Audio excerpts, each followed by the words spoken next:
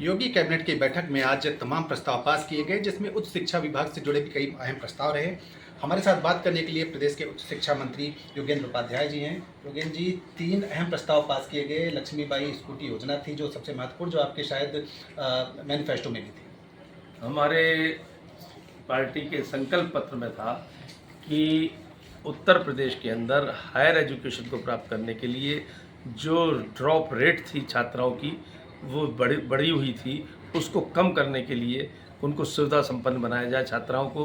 तो उसमें स्कूटी देना, जिससे आवागमन का साधन उनको उपलब्ध हो, और स्कूटी देने का जब एक उनको प्रोत्साहन मिलेगा तो प्रोत्साहित भी होंगे पढ़ने के लिए। तो उसी संकल्प के अनुकूल के अनुरूप उनका अनुसरण करते हुए आज एक प्रस्ताव आया अपने कैबिनेट में। उसमें ये था कि उत्तर प्रदेश के अंदर जो उत्तर प्रदेश के रहने वाली मूल यहाँ की छात्राएं हैं वो, और जो 12 लाख रुपए से कम इनकम वाले परिवार हैं उनकी छात्राओं को हम स्कूटी प्रदान करेंगे, जिसमें निजी विश्वविद्यालय, सरकारी विश्वविद्यालय, निजी महाविद्यालय, सरकारी महाविद्यालय और एडेड महाविद्यालय सबकी छात्राएं होंगी। जो टॉप 5% होंगी उन सबको ये स्कूटी प्रदान की जाएगी। इसमें एक पैकेज शामिल किया गया है कि स्कूटी के रजिस्ट्रेशन का खर्चा, बीमा का खर्चा और एसेसरीज का खर्चा सरकार वहन करेगी।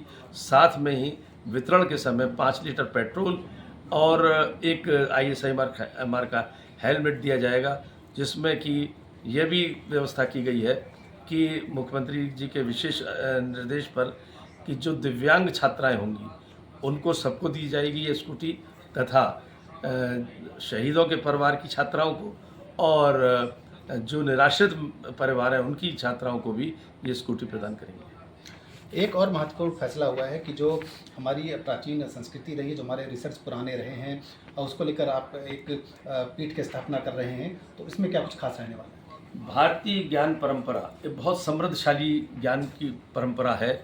हमारे पास इतना समृद्धशाली और सशक्त ज्ञान है जो कि आज विज्ञान जिस पर चल रहा है वो हमारे यहाँ पहले से था, उसको विस्मृत किया जा चुका है।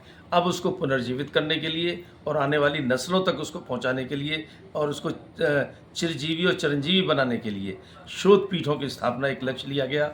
इसके अंतर्गत सभी विश्वविद्यालय जो पहल करेंगे उनको 1 करोड़ 2 करोड़ रुपया दिया जाएगा। उसके ब्याज से ऐसी जो महाविद्यालय हैं उनको 1 करोड़ रुपया उसके ब्याज से ये शोध पीठ चलेंगी। उसके संचालन इनके ब्याज से होगा जो सरकार अनुदान देगी।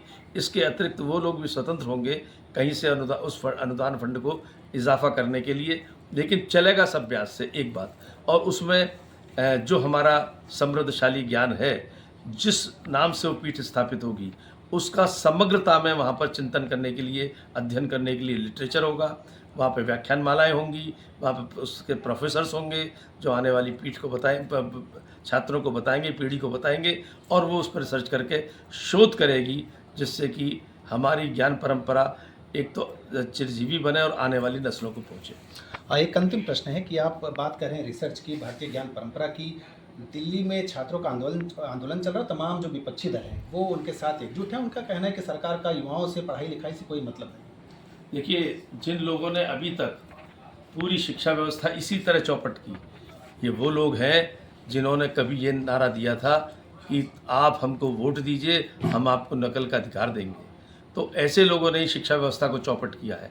आज राष्ट्र विरोधी ताकतों को, राष्ट्र विरोधी शक्तियों को, जो कि शिक्षा व्यवस्था के नाम पर शिक्षण संस्थाओं की आड़ में इस देश में कब्जा करना चाहती हैं, उनको आज प्रश्रय दे रहे हैं। और वो लोग जब प्रदर्शन करने आए तो इनका जनता के रूप में सपोर्ट और नैतिक और शारीरिक सपोर्ट मिला।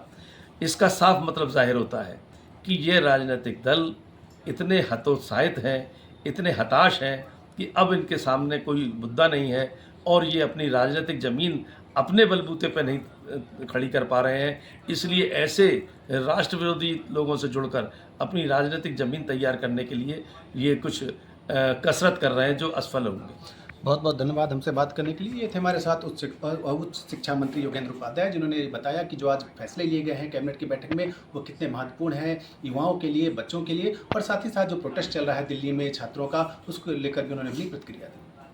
Anand Singh, APN news, Lucknow.